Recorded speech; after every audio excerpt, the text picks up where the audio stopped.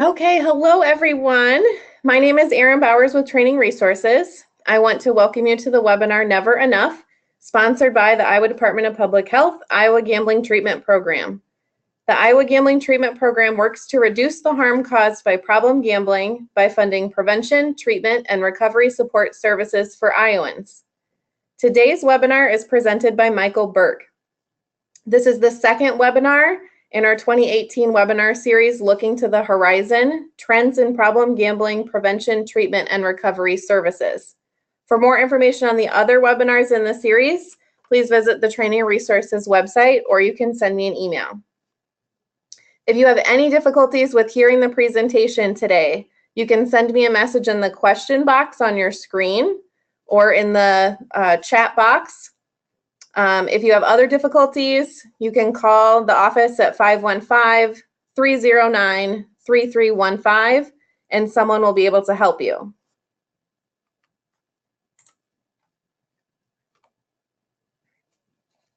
We have two ways in which you're going to participate today. The first is where you can submit questions in the question box. You can do this at any time throughout the webinar, but we will hold those questions until the end. So be specific enough that Michael knows what you're asking. And second, we're going to be conducting some polls throughout the presentation.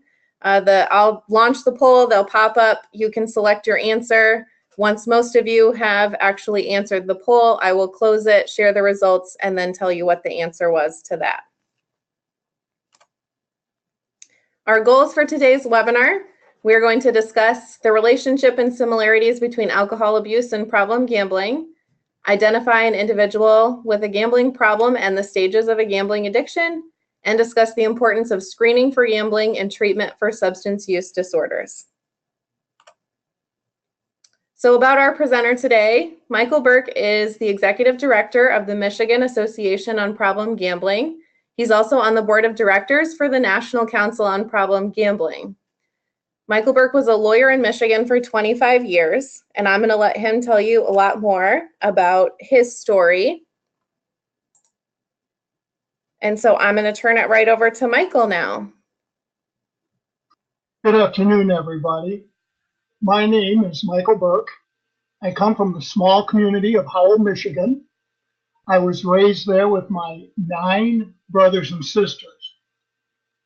The people in the community often refer to us as that good Irish Catholic family in town. I come from a family of lawyers. My grandfather, George Burke Sr., was an attorney in Ann Arbor, Michigan, and to this date, the Burke Law Firm is the oldest existing law firm in all of Washtenaw County. Now, after the Second World War, my grandfather was appointed to act as a judge at the Nuremberg war trials, where he actually ended up trying Nazi war criminals. So when he came back to the United States, he had a lot of political clout. Now, my father became a lawyer, but he just didn't care for the day-to-day practice of law. And he told my grandfather this, and he told him he wanted to get into something where he could use his law degree a little bit differently. Now, this created a terrible fear in my poor grandfather. He was afraid that if my father was unemployed, that he was going to have to help pay for all these children that my mom and dad were bringing into the world. So my grandfather decided to use some of that political clout that he had, and he went to the governor of the state of Michigan. Back then, it was G. Menon Soapy Williams. And he asked the governor if there wasn't some job in the state government that would be suitable for somebody with my dad's background. Now, as a result of that meeting, my father received a lifetime appointment as the head of the Michigan Liquor Control Commission. Now, let me tell you folks something. As an alcoholic, it's a very good thing to be raised in the home of a Liquor Control Commissioner. I grew up in a house where we had 30, 40 cases of whiskey, beer, and wine in our basement at all times. And the really cool thing about it is we were expected to drink from a relatively young age. There was only one provision that went along with that.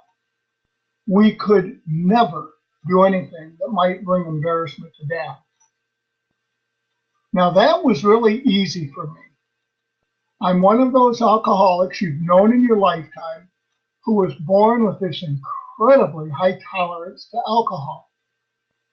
I could drink and drink and drink, and nobody ever picked up on the fact that I might be drinking too much.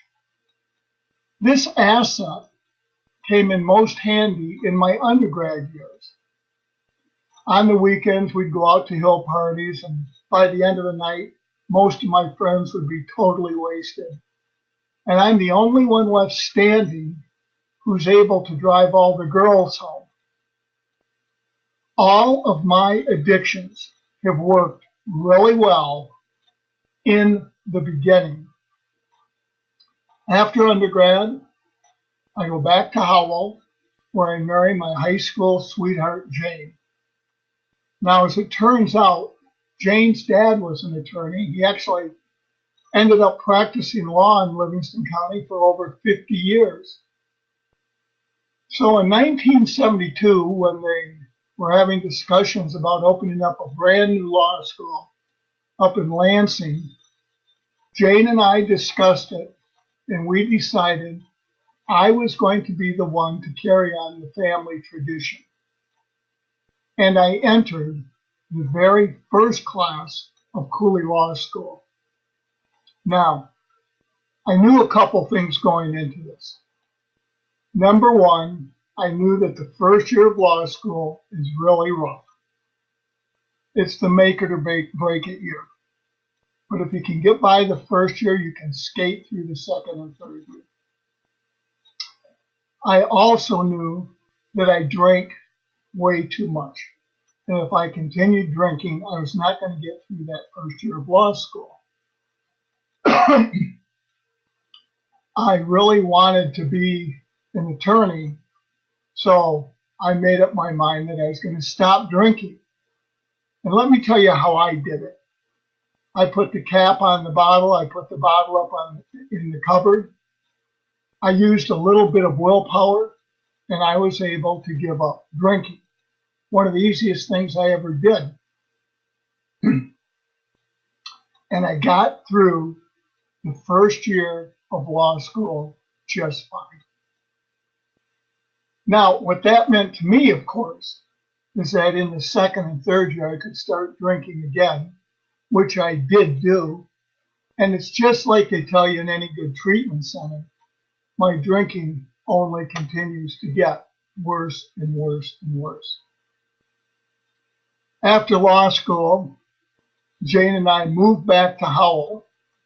We actually ended up buying the home that I'd been raised in with my brothers and sisters. Jane was a special education teacher, and her classroom was right across the street from where we lived. I joined a small firm with a couple of buddies of mine. The office was less than a mile from the house. It was perfect. I loved being a lawyer. I loved everything about it. I love lawyers. I think they're interesting. I think they're bright, intelligent, funny. I truly enjoyed being around groups of lawyers.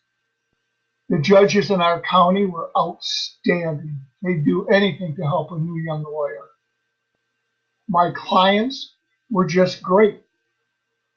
I loved everything about being a lawyer. But of course, I'm starting to have problems again. And those problems relate specifically to my drinking. And they're starting to get bad enough where it's causing some problems at work and some problems at home. And so for the second time in my life, I'm faced with a decision about alcohol. Well, this time it was easy. I wasn't going to let alcohol mess up my life as a lawyer. But this time, I thought I'd do it a little bit differently. This time I told my wife, I told some of my friends and my law associates, that I was going to stop drinking. I thought a little support would really be helpful. Unfortunately, this time it truly was different. I couldn't stop drinking. No matter how hard I tried, no matter how much willpower I used, I couldn't stop drinking. And now I'm really starting to have some major problems at home and at the office. I remember one of the first major dilemmas happened on a Friday morning in January in Michigan. One of those god-awful, freezing cold mornings. I was on my way out to circuit court to put on a pro-con divorce. One of the easiest things that a lawyer can be asked to do. I remember pulling into the courthouse that morning, and I went to reach under the seat to grab my bottle of vodka and take a little hit before I went into court. And all of a sudden, it just struck me. I thought, what the hell am I doing? Why do I need a drink of vodka to go into a court of law? And I made up my mind I was never going to do that again. I wasn't going to have a drink of vodka before a hearing. And I put the bottle back under the seat. Well, I went into the courtroom. I found my client, had her sworn in, put her on the stand. I go to put on the proofs. I couldn't do it. My hands were shaking. My voice was trembling. Water was running down my face. I couldn't get the words out. The judge saw what was going on, and he took mercy on me. He put the proofs on for me. Later that morning, after my client had left the courthouse, I went back into chambers to apologize to the judge, and I told him how sorry I was. And he looked at me and he said, Michael, I don't want you to worry about it. You're a new young attorney. You got a little excited. You got a little anxious. Said, it probably will never happen to you again. I remember going back out to my car, reaching under the passenger side seat, and there was that bottle of Gordon's vodka. And I pulled it out, and it was like a block of ice. And to this day, I can remember unscrewing the top, and taking that first hit and feeling it burn down into my stomach, and that wonderful feeling of security that I had. And as I drove away from the courthouse that morning, I remember saying to myself, I swear to God, I'll never do that again. I swear to God, I'll never do that again. I will never go into a court of law without having a drink first. It's not long after that, I'm on my way out to court again, and I've got to stop and buy my daily bottle. Now, Howell is a really small community today, but back then it was a lot smaller. And I couldn't have the people in that community thinking that one of their new young attorneys had any kind of a drinking problem. So I had established 9 or 10 different places where I could stop and buy a daily bottle of vodka to get me through the day. Now, on this particular morning, I pulled into the party store off Michigan Avenue. I remember I was dressed in a nice suit and a leather coat that went right to the ground. And I came walking into the party store, and there were 3 women standing in line waiting to get their morning groceries. And as I went to walk by them, the clerk behind the counter who's bagging groceries stopped what he was doing. He looked up at me. He put down the groceries. He reaches back in the wall behind him, pulls out a pint of Gordon's vodka, throws it in a brown paper bag, and hands it to me. And I remember looking at him and thinking, you son of a bitch. But I also had the $2.80 in my hands. that a pint of Gordon's vodka cost back then. And then, as I go walking out the door, I figure out how I'm going to get even with this guy. I'm going to bankrupt him. I'm going to quit buying my booze there. I was back in his store within a week buying my daily bottle. And then the bottom falls out. That wonderful, beautiful tolerance I'd had all my life now turns on me. And now I'm starting to get drunk on my daily allotment of 1 pint of vodka. And it's really starting to cause major problems at work and bigger problems at home. It got so bad that one morning I'm standing down in our kitchen. My wife has already left for work. And I just made up my mind on the spot that I was going to leave her. I went down to the office. I got a quick claim deed. I signed the house over to Jane.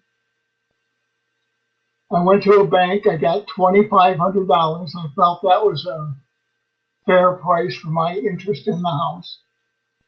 And I decided that I was going to move to Las Vegas. Now, a lot of people have asked me over the years, Burke, why Las Vegas? Well, it was simple. People go to Vegas, they drink, they gamble, they laugh, they have a good time. It had been so long since I'd had a good time. I just wanted to go somewhere where I could have fun again. I left the house that morning, and everything that transpired after that is lost in an alcoholic blackout. The next thing I can remember, I come to, and I'm sitting in McCarran Airport in Las Vegas between two of the biggest cops I ever saw in my life. And I'm trying to explain to them what had happened. I told them that I'd arrived in Vegas the night before, and it had been my intention to walk from the airport to go to one of the casinos downtown and to drink and gamble and have a good time. I explained to them, however, that while I was walking from the airport to downtown, I'd been held up at gunpoint and somebody had taken my $2,500. Well, this one cop looked at me and he said, you know, Bert, he said, you're lying. You're full of it. And he said, I'm going to tell you how I know you're lying. I've been a cop out here for a lot of years, and in all of those years, I've never heard of one single person who walked from McCarran Airport to get to downtown. He said it's 7 miles. He said people will take a limousine, they'll rent a car, they'll get a bus, they'll hire a taxi. He said in the history of Las Vegas, there's never been one person to walk from the airport to downtown. He said, now I will give you this much. He said, I have in fact heard of a few people who have had to walk from downtown back to the airport. He said, but that's a whole different set of circumstances. I said, look, I don't want to argue with you. All I want to do is go home. Can I call my wife? And he said, yes. Well, I called Jane. She sent me out the money for a ticket, and I hopped on the next flight back to Michigan. Now, the minute I get into Metropolitan Airport, I knew that things were going to be really rough because I was met there by 2 of my lawyer buddies. And all the way back to Howell from Metropolitan Airport, I sat in the back seat. They not only never turned around and looked at me, they never said one word all the way home. We finally get to the house. They drop me off, and I would love to tell everybody listening to this that Jane and I had a discussion But that's not what happened. Jane looked at me and she said, Michael, you have a terrible drinking problem. If you don't do something about it immediately, our marriage of 10 years is going to end. Now, we lawyers like to say at a point in time like that you have a weak negotiating position. I knew I was in trouble. I knew I had to do something fast. And so I decided to get help. And I entered myself into Brighton Hospital, an alcohol rehabilitation center in Brighton, Michigan. It was a 30-day inpatient program, and it was incredible. I learned so much there. I learned what alcohol was. I learned what an alcoholic was. I learned what alcoholism was. Now, what is the big deal about all of that? Well, here I am, a practicing attorney, sending clients off to treatment right and left, but I never had a hint. I never had a clue what it was really all about. And I learned all about it at Brighton Hospital. Some of the best lectures I ever heard in my life, I heard at Brighton Hospital. My favorite was given by Russell Smith. Russell was a world-renowned speaker on alcoholism. My favorite lecture that he did was one on trading addictions.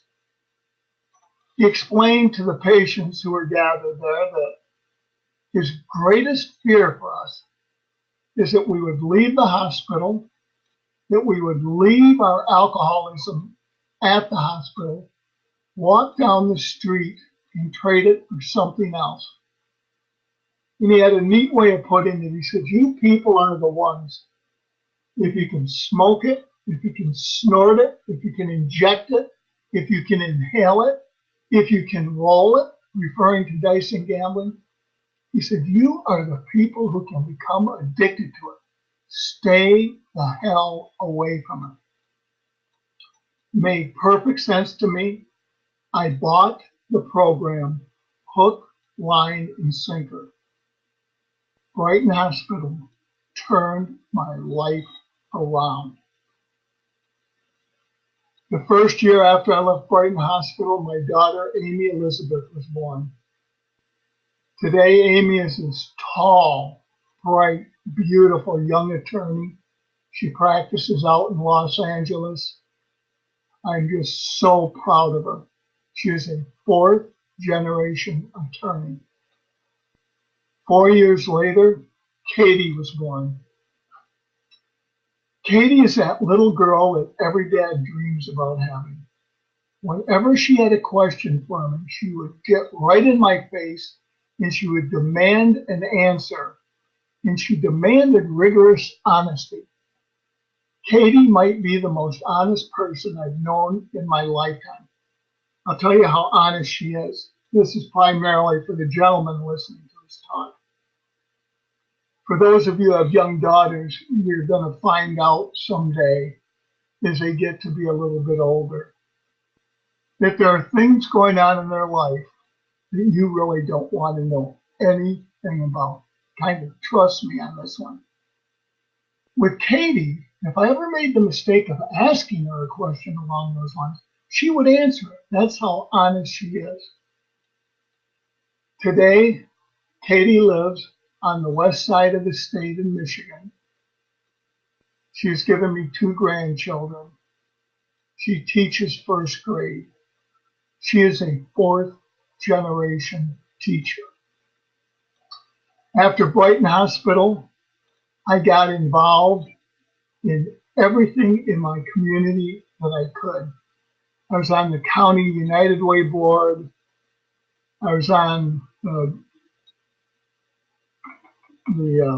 city, worked for the city hall, did work for them.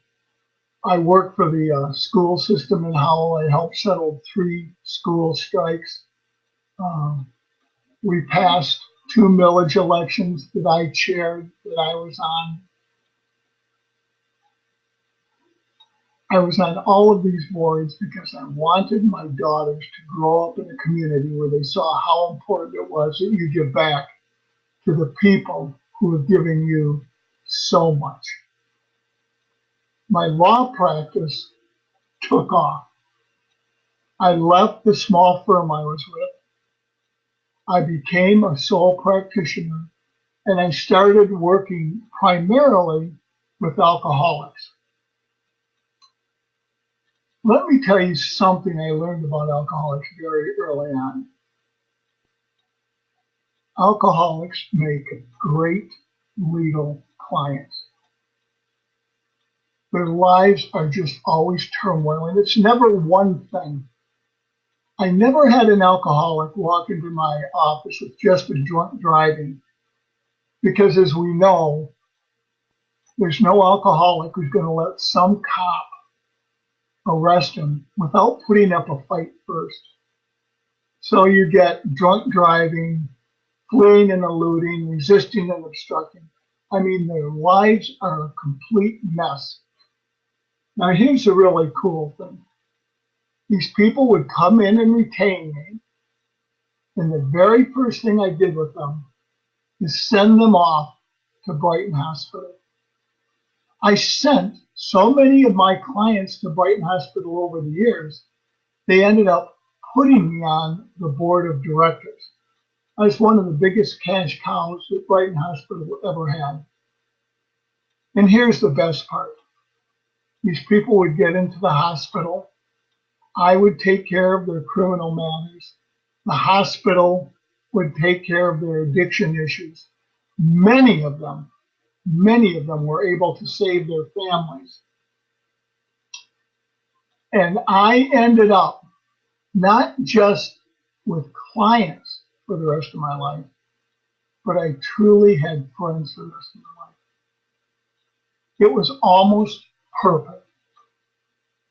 And I say almost, going back to the lecture by Dr. Russell Smith, and because I didn't pay close enough attention in that lecture on trading addictions, I ended up spending my 24th year, my 25th year, and my 26 years of sobriety in Jackson Prison. I'm a compulsive gambler. Now, a little in my defense, back when Russell Smith was talking about rolling the dice and gambling, it meant nothing to me. We had no gambling to speak of in Michigan back then in the late 70s. The lottery had started in 72. You could buy one ticket a week for 50 cents in the beginning. I don't think I ever purchased a ticket. It just didn't affect me one way or the other.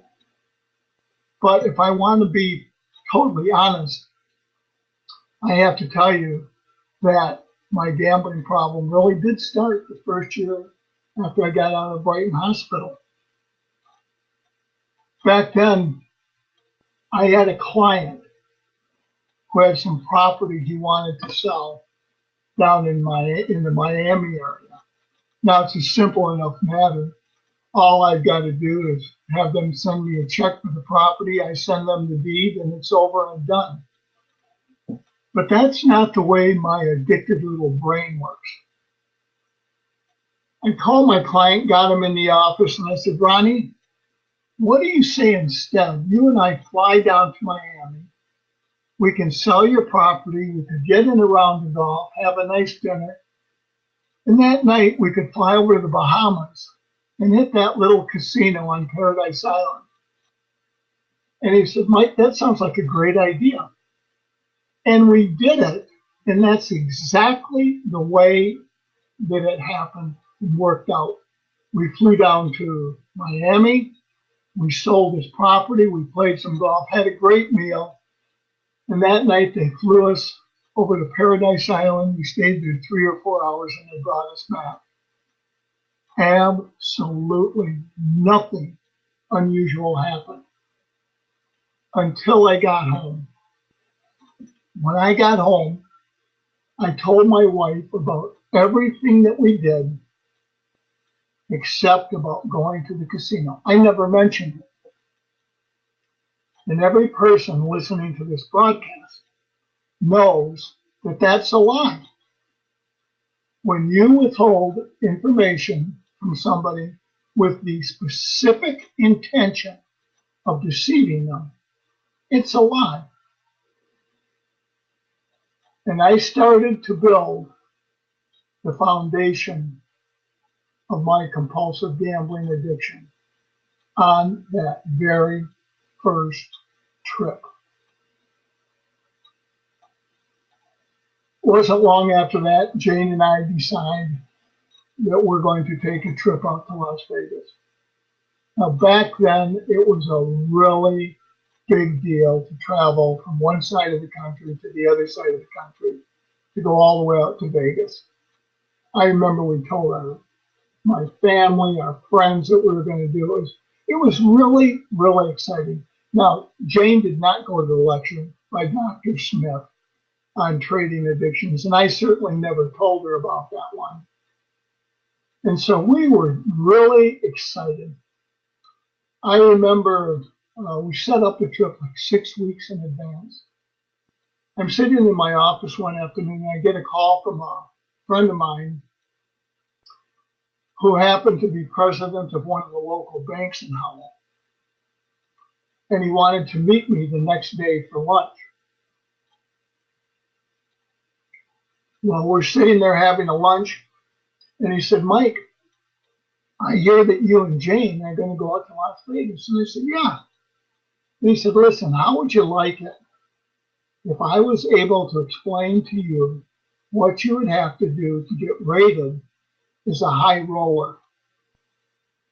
Oh my God, I cannot tell you how my heart was pounding, how excited I was. It was very similar to the feeling that I got when I first started to drink. That same anticipation, that same excitement. And I knew this was something I'd be able to do. And he told me, he said, look, when we're done with lunch today, I want you to go out to all the local bookstores and get your hands on every book that you can find on playing blackjack. He said, you're going to find out as you read these books that the first chapter in each one is exactly the same. It's called Basic Strategy. And he said, you must learn how to play basic blackjack. You must learn how to play blackjack following basic strategy. And you can never deviate from basic strategy on one hand. If you do, you will not get rated as a high roller. He said, now, when you get out, once you've mastered it, and you get out to Las Vegas, find a casino host, and he in turn will introduce you to a pit boss. And the pit boss will track your play. He will watch you play for a minimum of 3 nights in a row, with a minimum of 4 hours each night, with a minimum bet of $100 a hand. I cannot tell you how excited I was. I left the lunch that day, and I ran out and I got every book I could find on playing blackjack. I had them stacked up by the side of my bed. I remember coming home from work at night during that period of time, and I'd watch a little TV, eat a little bit of dinner, because that's what normal people do. And then I'd run upstairs and I'd get my books out and I'd study and I'd study and I'd study. I became an excellent blackjack player. In 25 years of playing blackjack, I never deviated from basic strategy on one single hand, not one time. I learned how to count cards. I had to learn how to count cards with 2, 3, and 4 decks of cards. There were no computers or anything like that back then. I learned money management systems so that I could make my bankroll last through the weekend. And it finally comes time to go to Las Vegas, and you know what? It worked. It was one of the greatest weekends I ever had in my life. The desert was beautiful. The hotel we stayed in was by far the nicest hotel Jane and I had ever stayed in up to that point in time in our lives. The food was out of this world. The first Vegas style show we saw was just incredible. There was these two magicians with wild animals. Their name was Siegfried and Roy. It was just incredible. They were so much fun to watch back then. Recently, one of them had just got eaten by a lion or a tiger, but back then it was a wonderful show. In the gambling, I cannot honestly tell you if I won or lost money gambling. But what I can tell you is on that trip, I got rated as a high roller.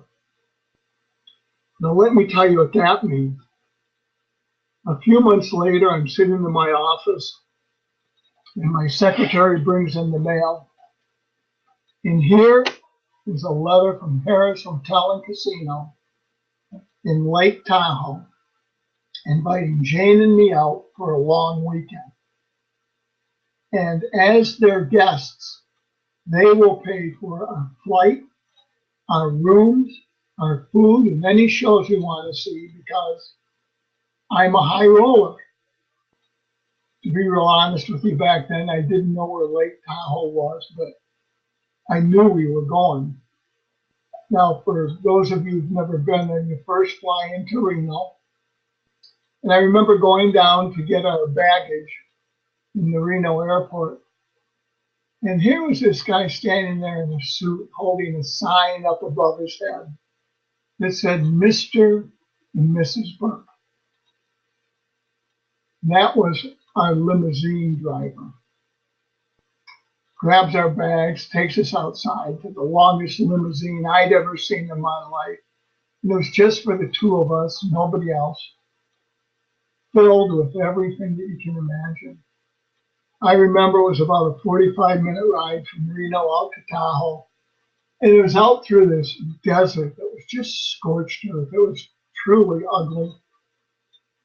But I remember we travel up the mountain, and as we peek over the mountain and look down into the valley, it was one of the most beautiful sights I had ever seen in my life. It was just wonderful.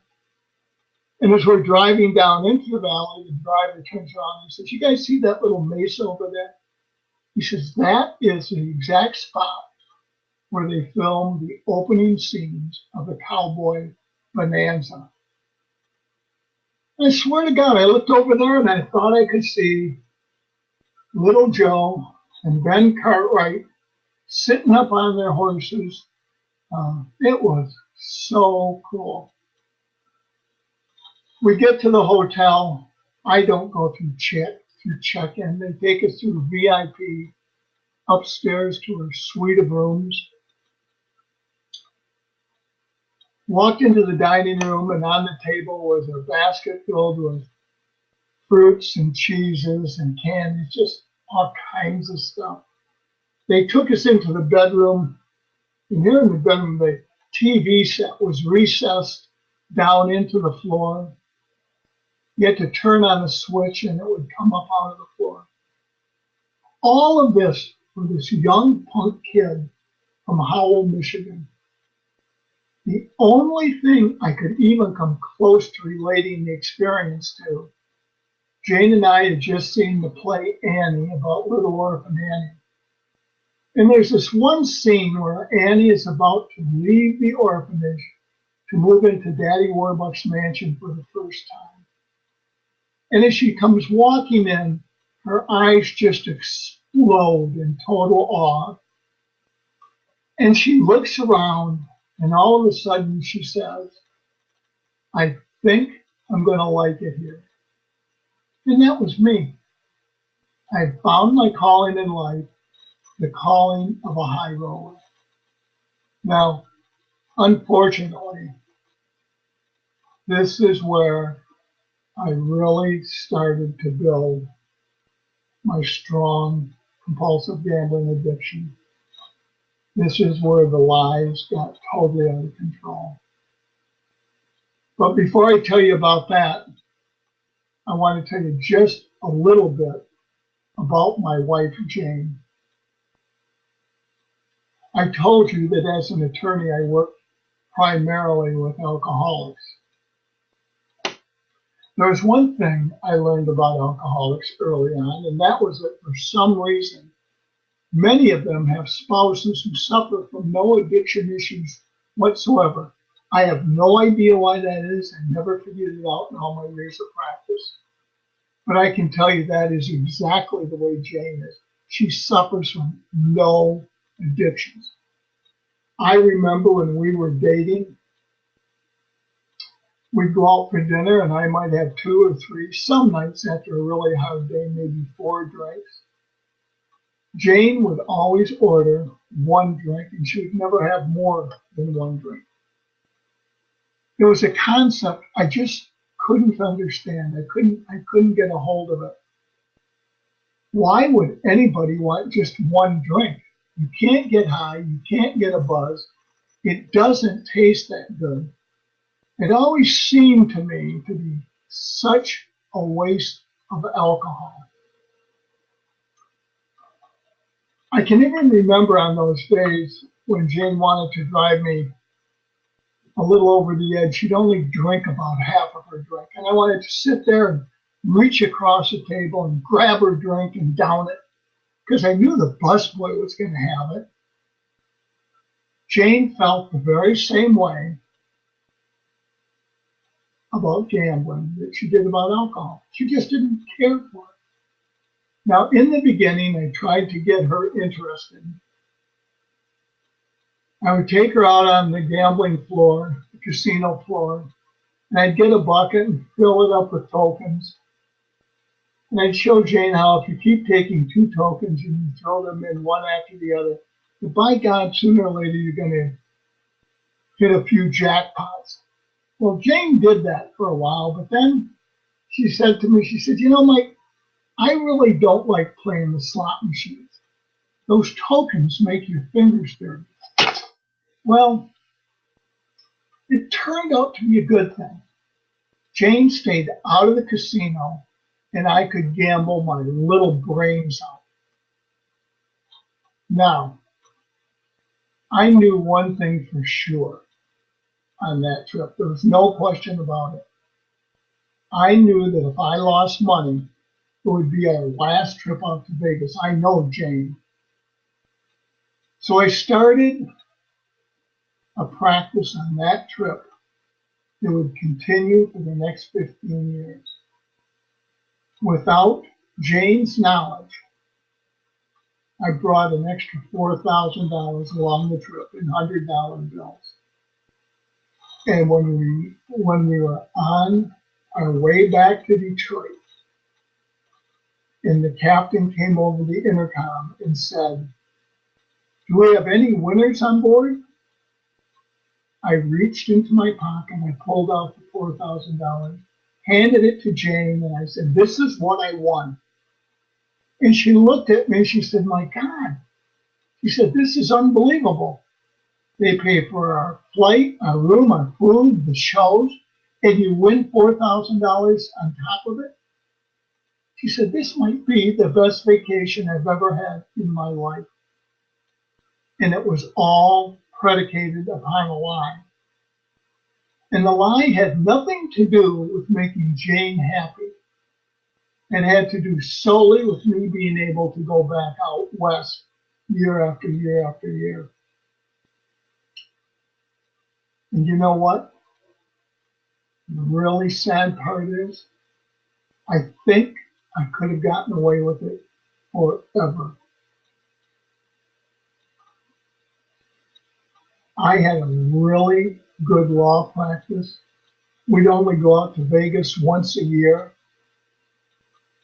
If I lost money, which I usually did do, I had the whole year to make that money up. I'd always bring along extra money to give to Jane. That would be my winnings.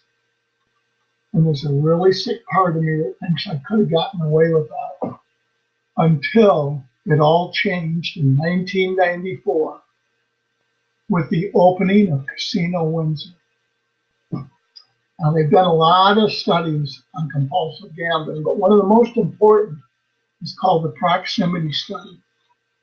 And that shows that every time you open a new casino, that people who are predisposed to having a gambling problem, that their problems will double if they live within 50 to 60 miles of a casino. Casino Windsor was 58 miles from Howell. In the beginning, I drive through Detroit and go through the tunnel to get into Windsor. That's not really true. In the beginning, I drive through Detroit and sneak through the tunnel to go to the casino in Windsor. I never told anybody I went to the casino. In the beginning, I'd go a couple days a week. I had a limit of $300. I'd never lose more than that. And the way I justified it to myself is that I worked hard, I was a good husband, I was a good father, I took care of my clients. What is the big deal if I spend a little bit of time to relax the way that I want to? Well, I'll tell you what the big deal is. You lose $300 a week, twice a week. That's $600 or $30,000 a year. And like any other addiction, it's only going to get worse and worse as time goes on. And that's what was happening to me over the years. I was losing more and more money. I was sneaking over to Windsor more often. Nobody knew I went. And it finally got so bad that after about 5 years of doing this, I found myself in a spot I'd never been in before. I was broke and I owed a lot of money. I felt I had no alternative then but to go to some old clients of mine and see if I could borrow some money. These people had won the Michigan lottery, and they'd won a big one. They came to me because they didn't want anyone else knowing who they were for all the obvious reasons. And so I set these people up in a blind trust. And that meant that every year for 20 years, the state of Michigan sent their yearly check to the trust, and the trust would pay the taxes and send the balance to them. Nobody ever knew who those two people were. To this day, nobody knows who those two people are. I went to their home and I told them that I was having a really hard time financially with my practice and that I was really in a bad spot and I needed to borrow $75,000. They never hesitated. The husband pulled out his checkbook, threw it down on the table, drew me out a check on the spot for $75,000. And he said, "Mike, you've not only been a great attorney for us over the years, you've been a wonderful friend. We know you'll get back on your feet and you'll be able to pay us back." He gave me the $75,000 and I gave him my promissory note for $75,000. I wonder how many of the people listening to this today think that I took that $75,000 and paid off all my debts. That is not what a compulsive gambler does. I have now arrived at the stage of compulsive gambling that they call chasing. I'm going over to Windsor more often. I'm betting higher sums of money. Every time I go through the tunnel, I have the very same prayer. I say, "Dear God, if you will just let me win my money back, I swear to you that I will never gamble again." It's about this time that the two people who loaned me the money come back into my office and they tell me that all of that money that they have won has not made them happy and they want to get a divorce and go their separate ways and split up their property. And they asked me if I'd handle it for them, and I said, of course I would. Well, as it turns out, in the end, in the final property settlement, the wife is a very small percentage of her share of the property settlement, very small percentage, took my promissory note for $75,000. See, she liked me. She liked me a lot. After the divorce was over and done, she would stop in the morning before my secretary was there, and we'd sit and have coffee. And she always gave me money. Every time she came in, she gave me money. As a matter of fact, one day she looked at me and she said, Michael, I want you to know that the reason I give you so much money is I know you're going through a really hard time financially. And she said, it makes me feel good to be able to help you out. Well, I wanted her to feel good, so I kept taking the money.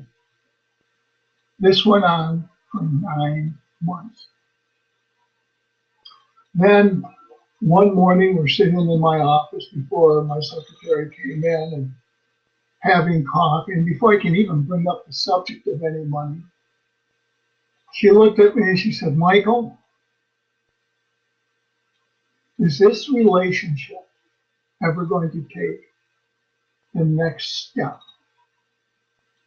Well, I knew what she was talking about, but now I've got myself in a terrible jam. If I say to her, I can't have a relationship with you, I'm married and I have 2 daughters, if I say that, I'm going to lose my gambling money. So I have to come up with some kind of a reason for her that will allow her to understand, first, that we can't have a relationship, and secondly, that will allow her to continue to give me money. And I'm staring at her and staring at her, and all of a sudden it just popped in my head. And I said, look, I'd like to have a relationship with you, but I can't because I'm Catholic. She blew up. For the first time, it hit her that my only intention was to get as much money of hers as I could. She blew out the door of my office. A few days later, I'm sitting there and I get a phone call from a lawyer up in Lansing. And he said, Mike, I'm sitting here with your client, and we demand that you be in this office tomorrow afternoon to discuss the $300,000 you've stolen from her. Well, I go up to Lansing the next day and we meet in his conference room. And I'm trying to explain to him I didn't really steal it, how she wanted me to have it. And he just said, Mike, be quiet. He said, I'm going to tell you what's going to happen from this point on. He said, my client is going to the State Bar of Michigan tomorrow, and she's going to explain to them everything that happened, and they will determine how you ended up with all her money. He said, what I'm going to do is come sue you in Livingston County where you live for the $300,000. He says, I imagine that will make a pretty good headline in the local newspaper. I could not allow that to happen. I could not allow them to expose me for the person that I had become to my community. I had to come up with some kind of a solution to this problem. And eventually I did. I agreed that I would pay her back her $300,000. And here's how I'm going to do it. I will pay her $100,000 up front. The balance I will pay to her in payments of $15,000 twice a year, $30,000 a year, until the balance is paid in full.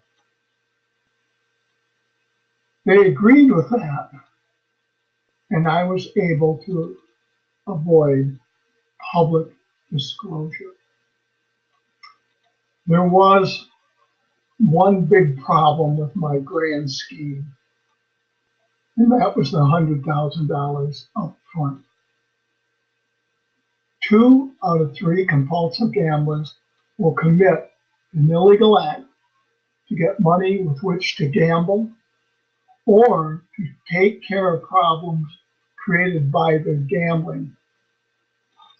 What I did is I went into my client's escrow account. These are funds of money that belong to my clients. I have no claim to them. There's never been a suggestion or a thought that I had any right to those funds at all. But I drew a check out of that account to this woman for $100,000. And when I did so with the firm belief that I was not stealing the money out of the account, but I was simply going to borrow the money until I could replace it. I have now entered into what Dr. Henry Lesueur calls the spiral of compulsive gambling. I am getting in new clients, getting their cases, settling them as fast as I can to get money to put into the escrow account so that I have money to pay off those clients who are looking for their money and threatening me physically, and still having enough money to get over to Casino Windsor so I can win the money gambling and put it back in the account. It got so crazy. I remember one day I was over at Windsor and I'd lost about $6,000 playing blackjack. And I was just depressed. All I wanted to do was go somewhere and sit down and figure out some way to get out of this mess that I'd gotten myself into. And I went over and I sat down by a $5 slot machine to have a cup of coffee. I'm sitting there sipping on my coffee, and the gal with the tokens comes by and she offered me a sleeve of $5 tokens. And I remember I took out the first 2 $5 tokens, threw them in the machine, pulled the lever, and ding, ding, ding, ding, ding. I hit the jackpot. For $10, I had won $12,500. Now, I'm sitting there, the bells are ringing, I'm sipping on my coffee. I'm waiting for them to come clear the machine and give me my jackpot, when all of a sudden, God came down and talked to me. And God said, Michael, the answer to all of your problems are the slots.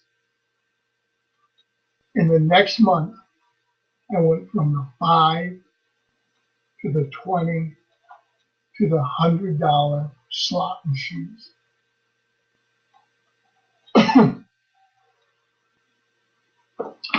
In September of 2000, I was sitting down at my desk late one night with a 38 up to my head and cocked.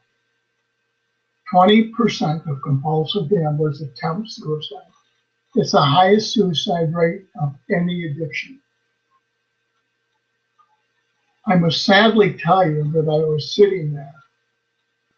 It was the single greatest feeling I've ever experienced in my life. I knew it was going to be over. I knew it was going to be done. I knew I would not have to face my family. Well, as I'm sitting there, I turn around, and there on the credenza behind my desk was a picture of my wife and my 2 daughters. And then it hit me why I could not do that.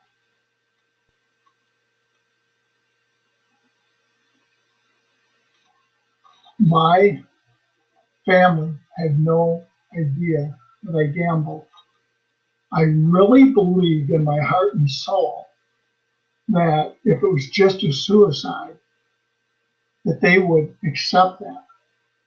But then what was going to happen when they found out that I was also gambling and that I owed all of these clients money and the clients were coming in and looking for the money would have been like a Chinese water torture. I thought they could forgive me for one thing. If I did the two things to them, it would be just too much. They could never forgive me. They could never get over it. So I had to come up with a better plan. I had something going at the time. I was having terrible chest pains. And obviously these chest pains were because of all of the stress that I was putting myself under. So in the winter months that year, after the snow and heavy snows had fallen, on Monday nights I had to take my Mr. Rubbish out to Grand River. And it's about 50 yards from my garage out to Grand River. And what I would do is I would load the Mr. Rubbish up with block and brick and anything heavy I could find. And I would push it not through the driveway, but through the front lawn where the snow was the deepest. And I'd feel my heart trying to explode in my chest. It was going to be suicide by garbage, but it just never worked. I have now arrived at the end stage of compulsive gambling. It is called being in action. In other words, winning and losing never mattered. The only thing that mattered from this point on was sitting in front of that slot machine. It had become my medication, just the same as that pint bottle of Gordon's vodka had become my medication years before that. I remember one afternoon and over at Windsor, and I'm sitting at the $100 carousel. There's only one $100 carousel. And I have hit jackpots on 3 of the machines. There are 5 machines on the carousel. They owe me between $120,000 and $140,000. I'm already on the 4th carousel like a wild man, an insane person, putting $100 tokens in as fast as I can and pulling that lever.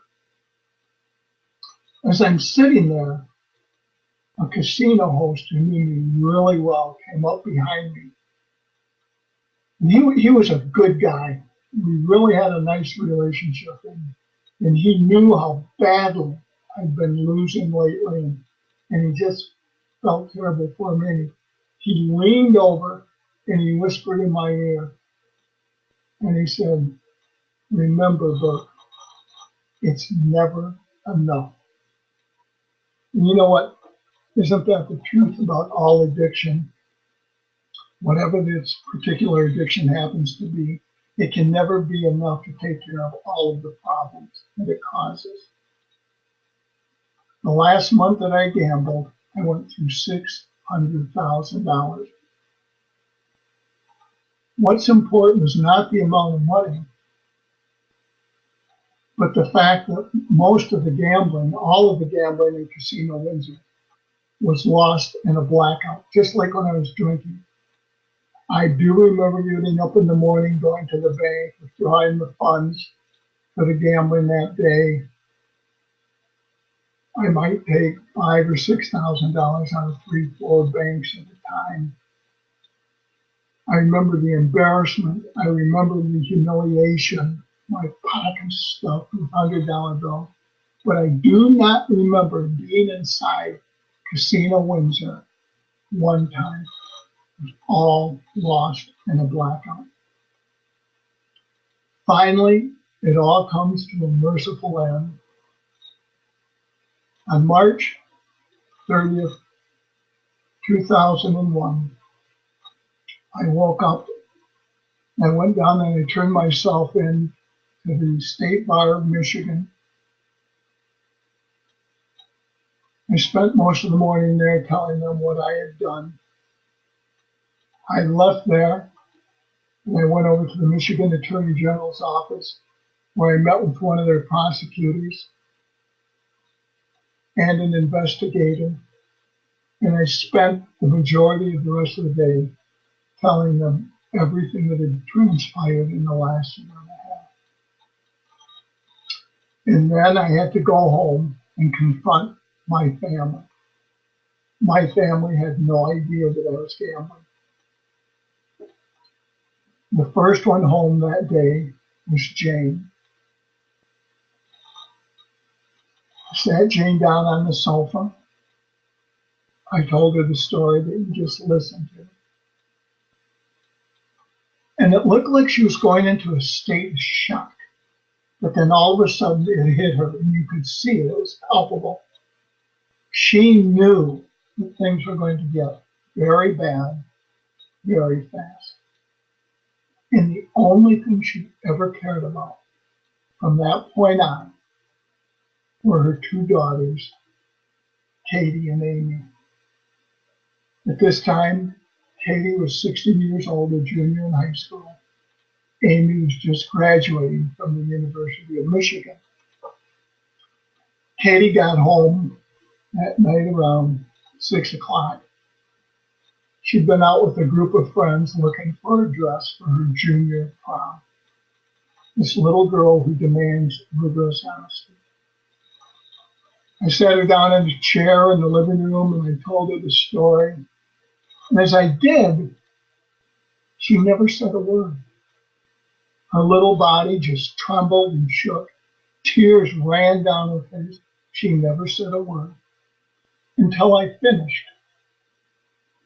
And when I was done, she turned to her mother and she said, "Are you going to allow this man to stay in this house?"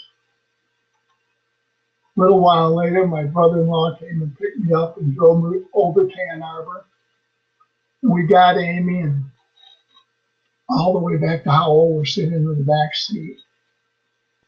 And I'm telling her the story. You know, it was really different for Amy. She was older. She was about to get out on her own and start her own life. And I remember all the way back, she just kept rubbing the back of my hand with her thumb, saying, "Dad, don't worry. Someday, everything will be okay again. Someday."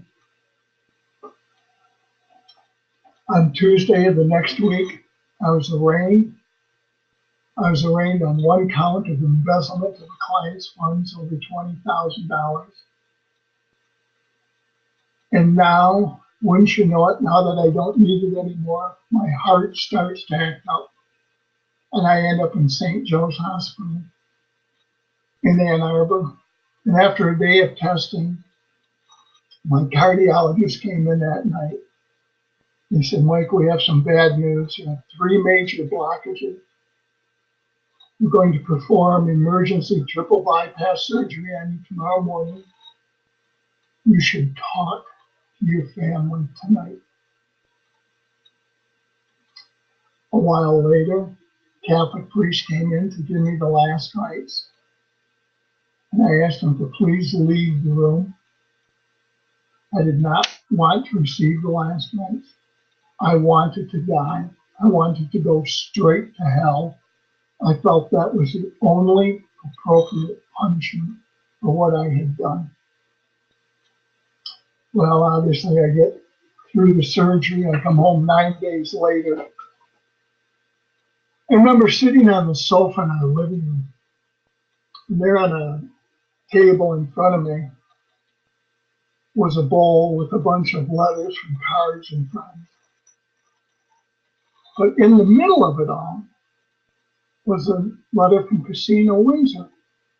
And I thought, how odd that they would send me a get well card. Well, I opened it, and it was a restraining order, restraining me from coming upon their premises because I was an undesirable person.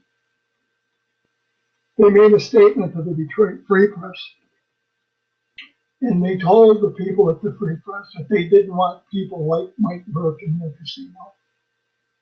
They wanted the nice, normal, average gambler, the guy who brought 50 or 100 bucks, just had a good time, win or lose, and go home. Well, that's not totally true. See, 7% of the people who gamble account for 50% of the casino profit. 6% of the people who buy lottery tickets purchase 50% of the lottery tickets. 7% of the people who consume alcohol consume 50% of the alcohol. Addiction is addiction is addiction. Finally, on June 18, 2001, in the courtroom where I practiced law for 25 years, I was sentenced to serve 3.5 years in Jackson Prison in order to make restitution to my victims in the sum of $1.6 million. The next day, I was turned over to the Department of Corrections to start serving my 3 years. And I can tell you, every day of that sentence that I was in prison, I was absolutely terrified. But you learn something when you get in a spot like that. You learn that you've got to make up your mind about what you're going to do. And I made a decision that I was going to get better physically, emotionally, and spiritually. And I did that in the 3 years that I was in Jackson Prison. And what helped me the most was my family.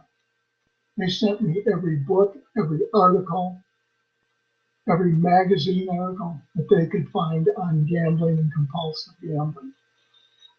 And in the 3 years that I was in Jackson Prison, I became an expert in the field of compulsive gambling.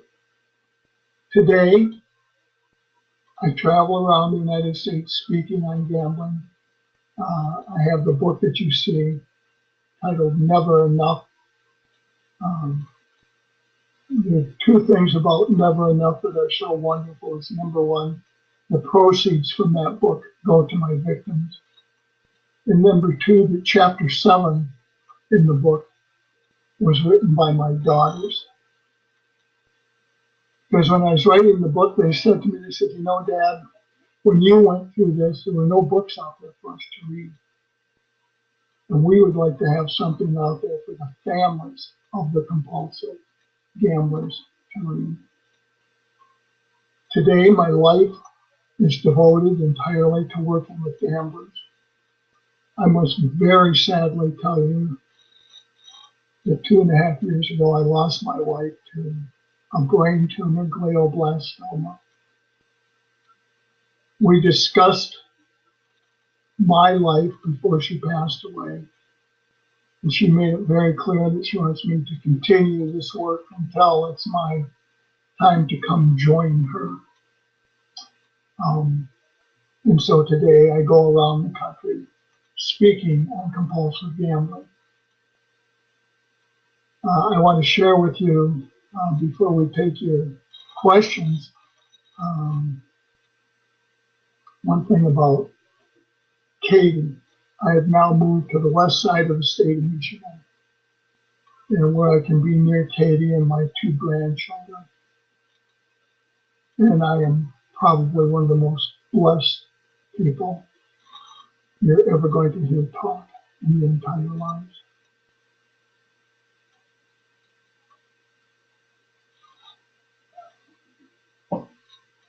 So now would be a good time to go to some questions if we have them.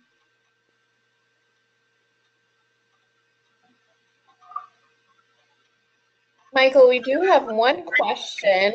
And the question is, would you be willing to give us some more information about the book so I can email that out to everyone on the webinar today? Yes, the book can be purchased through the American Bar Association. It can be purchased on Amazon, and it is on Kindle.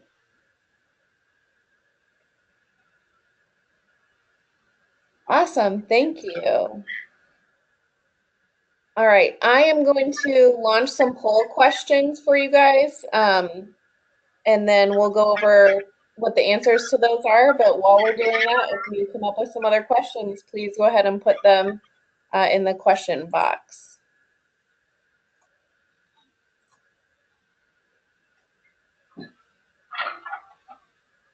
All right, so our first poll.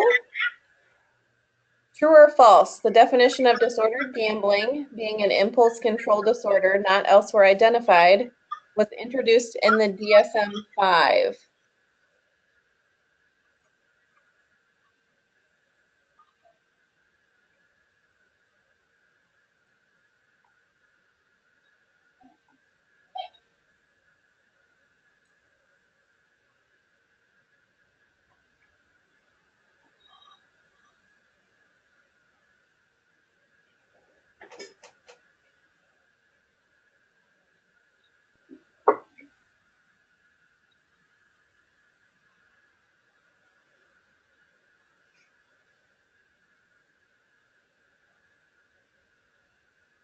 Okay, it looks like most of you have voted. So it looks like the majority of you thought that that was true, and actually it is false. It was actually defined in that matter in the DSM-3. Michael, do you want to elaborate on that question at all? Yeah, I do a little bit. The DSM-5 for the first time included compulsive gambling as an addiction. In the DSM-3, it has always driven me crazy, the way that they were talking about gambling being an impulse control disorder not elsewhere identified. Every time I read that, all I could think of was Dr. Phil saying, "What were you thinking?" So then in 2013, the DSM-5 comes out, and they changed its designation to one of addiction, and it includes it with substance abuse. And this is so important because we've been hoping for years that it's going to open up more treatment availability and everything else by including it. As you know, I'm a recovering alcoholic and a recovering compulsive gambler. I can tell you that I travel around the United States. I've spoken in 42 states. The majority of compulsive gamblers that I've talked with, that I've worked with over the years, come from a substance abuse background. They do exactly what I did. They get through a period of time with a substance abuse problem, they deal with it, they get into recovery, and they start gambling. I can tell you that it's not been unusual for me to be at an AA meeting, and when it ends, to see groups of people getting up to go out to the casino or to the card rooms or something like that. It's a message that I try to preach around the country. It's the same type of addiction. There's certainly differences in it, but overall it is the same type of addiction. And any alcoholic is predisposed to entertaining a compulsive gambling addiction if they get started in it. Stay away from it. Don't go near it. I'm going to add one more thing here. I gave this presentation at Brighton Hospital for 5 years. I screened 8,000 patients. 16% of these substance abuse patients, and that's what they mostly were, right, identified is having a co-occurring gambling addiction. That's 1,200 people. Nothing was done for these people because that was before it had been changed over. But even today, the substance abuse facilities are having a hard time getting their heads around. They should be screening every substance abuse individual for a gambling problem, and they should be educating these people to stay away from gambling and obviously all of the other addictions too.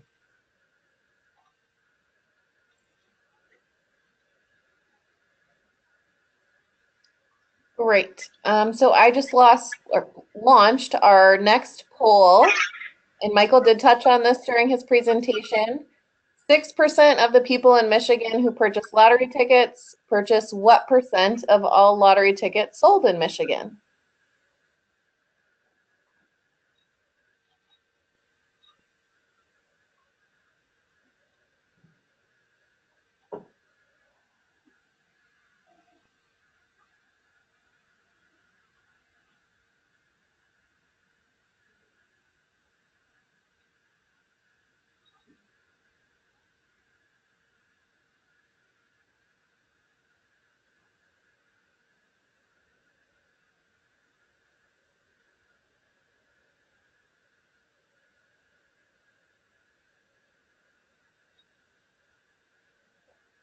Okay, it looks like most of you have voted.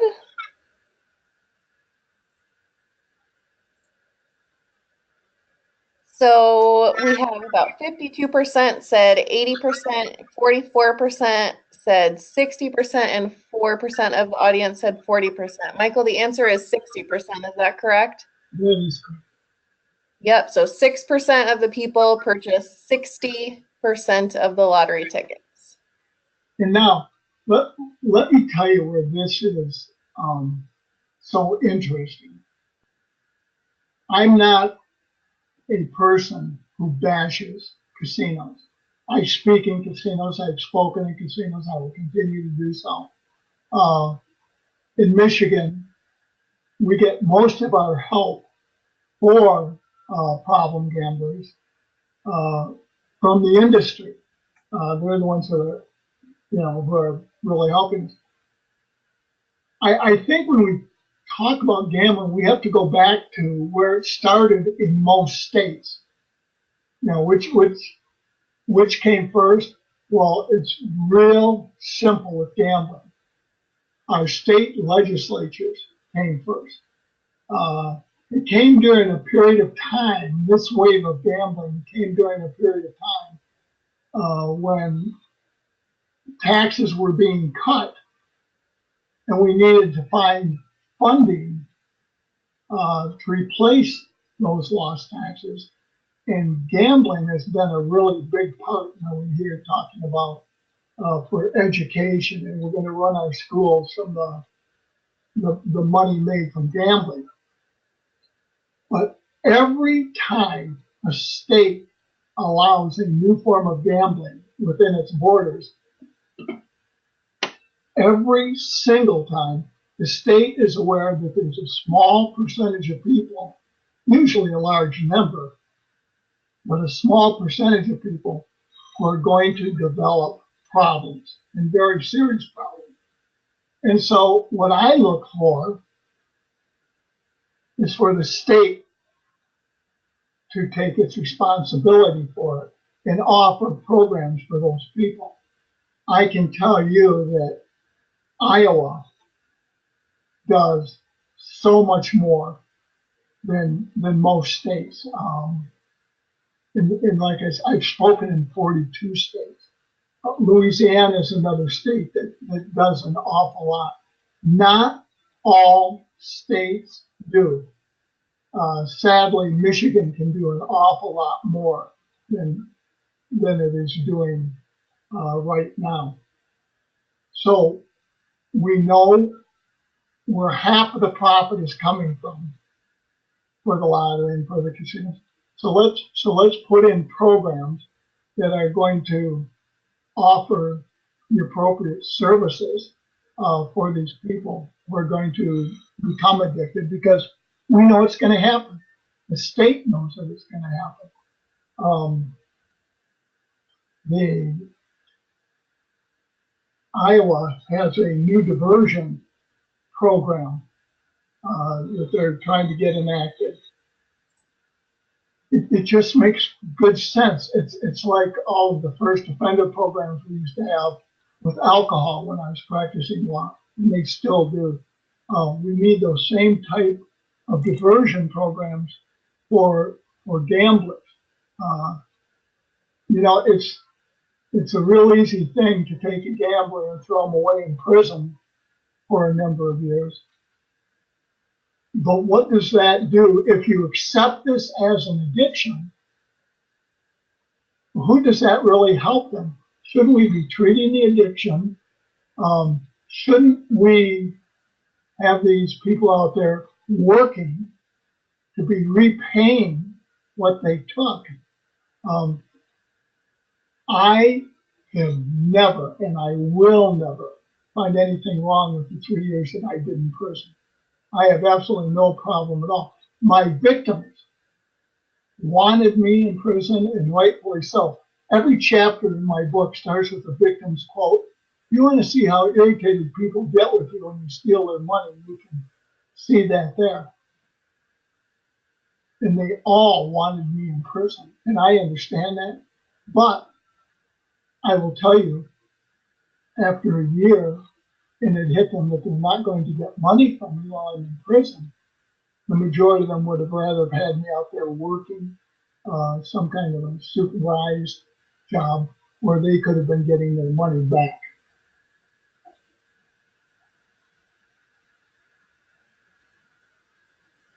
So while you were talking there, Michael, I had somebody put up the comment. I think the most recent research indicates 20% of those in treatment for substance use disorders also have trouble with disordered gambling. So that just to your point of how important it is to screen. Yeah, and it's interesting. It's 12 to 20%. Exactly what he said. And mine was 16% of it. And you know, the thing about the screening, I mean, that's where we can pick up some low-hanging fruit. And we can do it in the courts. I'm doing a lot of work with bar associations across the country. We should be doing screenings in every single criminal court in the United States. This is just low-hanging fruit where we can find it. And then we should be getting our substance abuse treatment centers to do a better job educating their people. You know, these are people, in mine, 84% of the people did not have a gambling problem. I found out that the majority of those people don't gamble at all. Now that's unlike the general population. We know that 90-some% of people gamble once or twice a year. But with these alcoholics, they don't do it.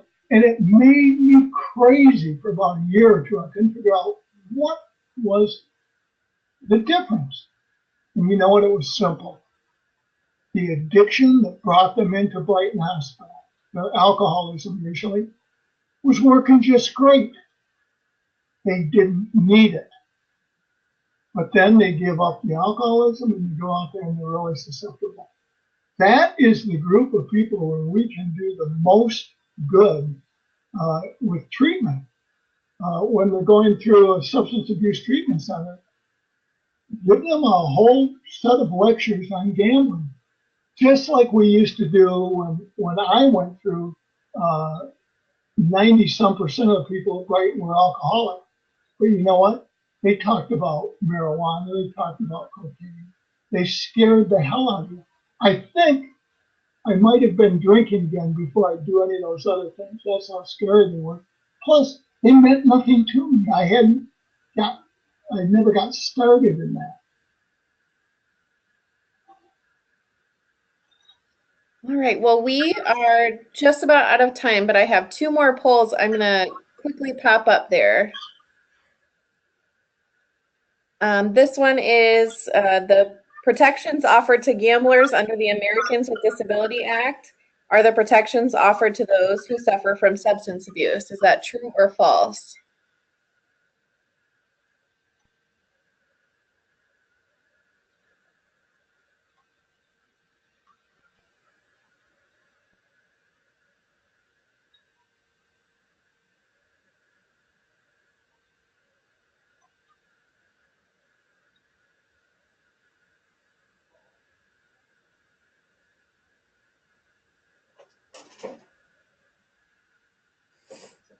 All right, so it looks like most of you have voted.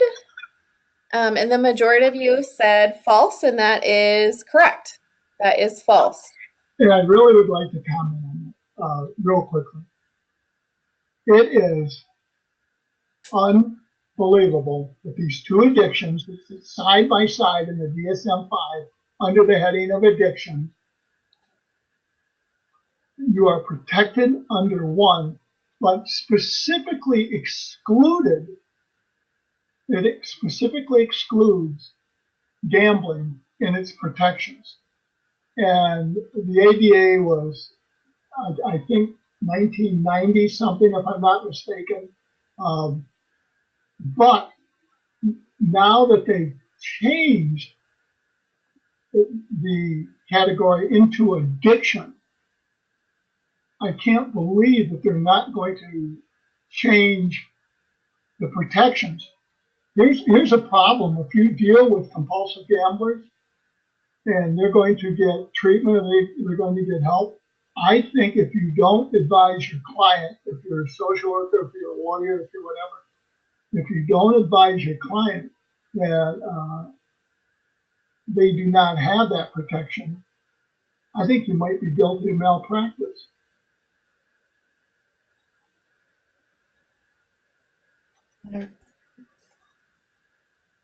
While you were talking, Michael, I went ahead and launched our last poll. This one was kind of just for fun. Michael and I had talked about this.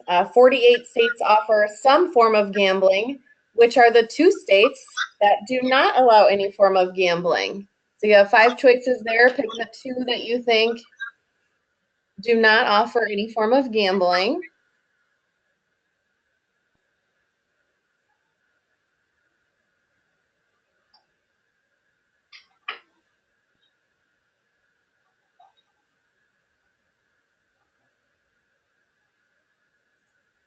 All right. And then, Michael, do you want to share which are the states and why they don't have gambling? It is interesting. Utah, of course, are good Mormon friends, and I actually spoke in Park City, Utah, and we talked about that. And they explained to me, though, they said, just a few miles away from here, you're in Nevada. So they said a lot of our wonderful Mormon friends do slide down there, but they'll never have casinos in Utah. The other one, Hawaii, it's economically their recreation is where the money is. Their hotels and their everything. They don't want casinos coming in and taking their money away from their hotels and their tourist industry. I mean, it is huge there.